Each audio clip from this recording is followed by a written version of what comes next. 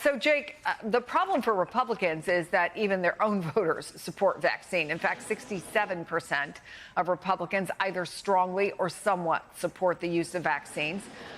Are Hill Republicans concerned that RFK clearly has Trump's ear and may be convincing him of unproven medical conspiracies?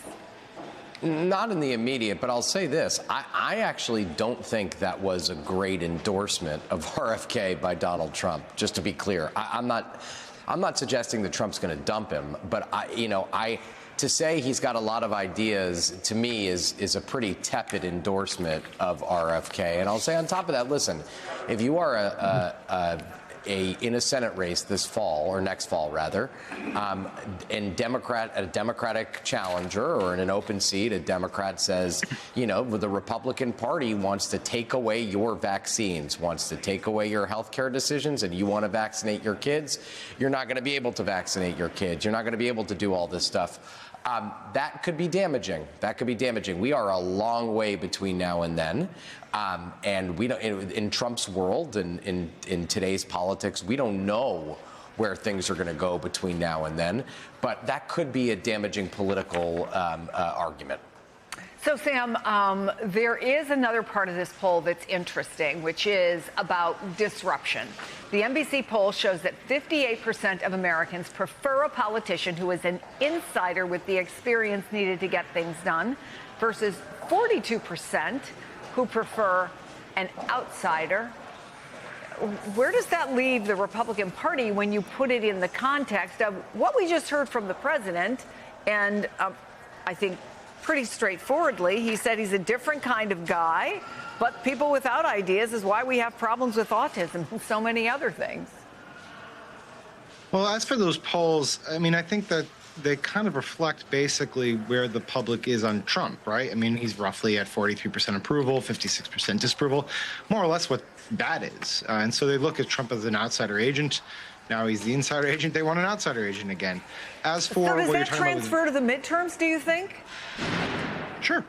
I think you likely will see voter appetite for some checks on what's happening here in Washington, D.C. And I have to agree with Jake, unfortunately, that I don't think that was a very enthusiastic endorsement for RFK Jr. I, too, think that when you say someone has a lot of ideas, again, which I say about Jake, he's got a lot of ideas, it doesn't mean that you like those ideas. None of them good.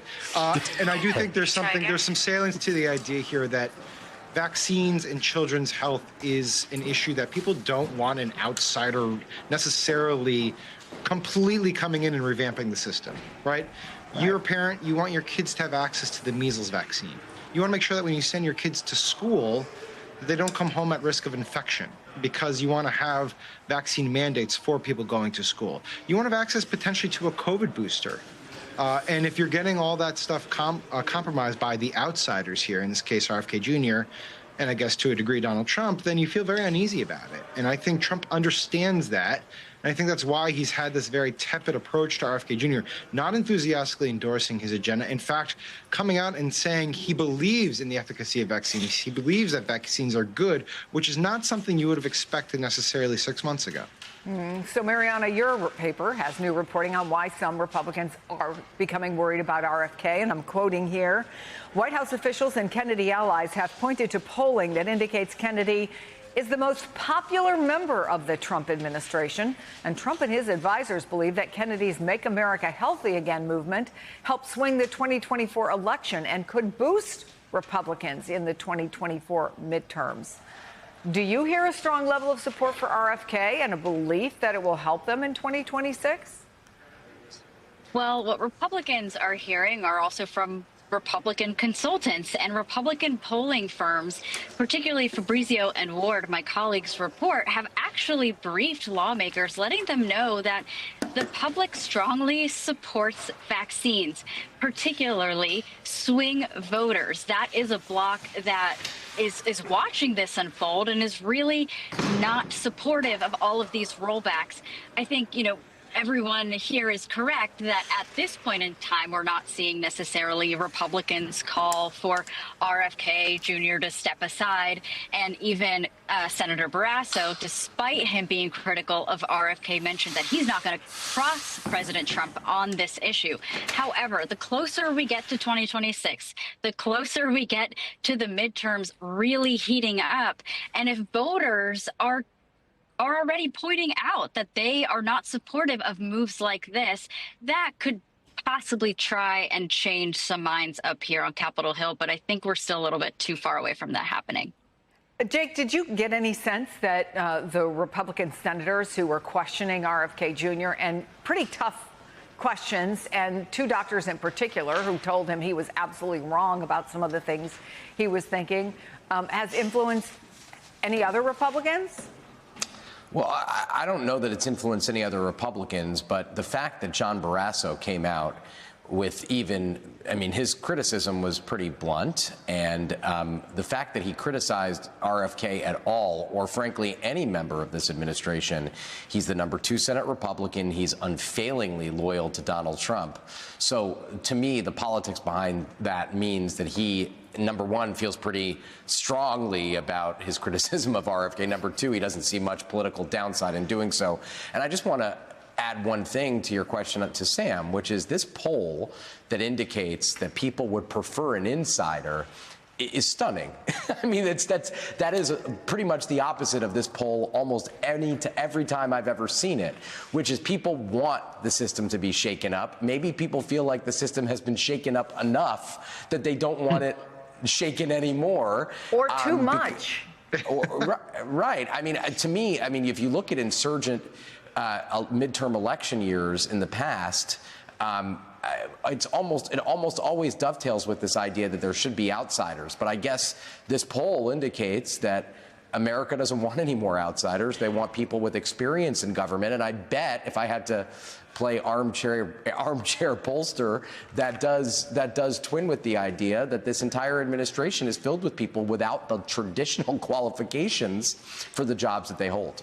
Yeah, let's start with Doge and Elon Musk. But Sam, the medical community has been a big voice in all this, right? They continue to warn that Kennedy's views pose a danger to public health. So I want to play what the former Surgeon General said on this network. I'm deeply alarmed by the objective danger that RFK, not Republicans, but singularly RFK, poses to the nation's health in his current role as HHS Secretary. Under his leadership, we're seeing a rollback of vaccine access, a breakdown in public trust, and we're seeing policies that are putting particularly vulnerable communities at risk. This isn't theoretical. It's happening right now, and real people are being hurt by his leadership. So, Sam, is this causing any split within the Republican Party?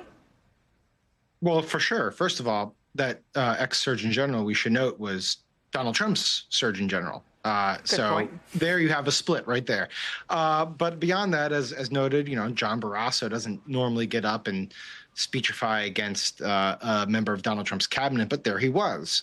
Bill Cassidy, similarly. Tom Tillis, similarly. There is obviously a real fissure here. And it's not just because RFK Jr. has wacky ideas about vaccines and is pulling funding for mRNA vaccine research and things like that, but because he's not doing the things that he claims to be doing. So like one very notable moment in that Senate hearing that we're playing footage of right here was that he was out there saying, well, the CDC and HHS have taken their eye off of chronic diseases and they've completely abandoned the fight against diabetes.